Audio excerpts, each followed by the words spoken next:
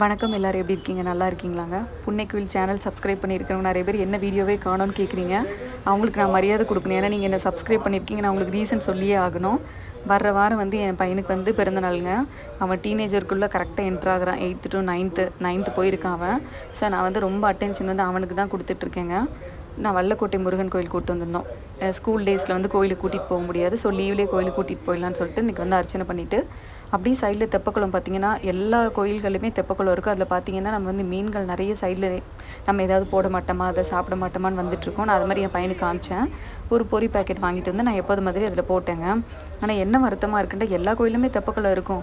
ஆனால் நம்மளே அறியாமல் நம்ம குழந்தைங்களுக்கு ஏதோ பண்ணுறோம் அப்படின்னா அந்த polythene paper, water bottle, cups அதெல்லாம் தயவு செஞ்சு த்ரோ பண்ண விடாதீங்க. நம்ம மீனுக்கு நல்லது செய்கிறோன்னு சொல்லிட்டு தான் பொரியை போடுறோம்.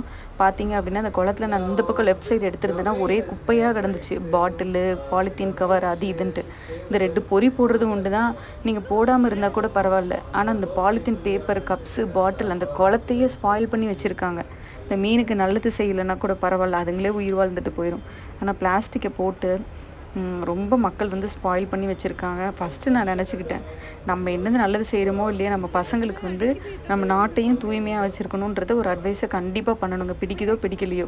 நான்லாம் என் ஹேண்ட்பேக் குப்பை தொட்டி மாதிரி தான் யூஸ் பண்ணுறேன். எங்கேயாவது போயிருக்கோம், சாப்பாடு, பேப்பர், கப்பு, நாய்க்கு ஒரு பிஸ்கட் போட்டால் கூட அதை எடுத்து என் பேக்கெட்டுக்குள்ளே வச்சுருவேங்க. ஹேண்ட்பேக்கை திறந்து பார்த்தீங்கன்னா உள்ளே குப்பையாக தான் இருக்கும். எங்கே ட்ராவல் பண்ணி போனாலும் டஸ்ட்பின் இருக்கா இல்லையோ தெரியாது.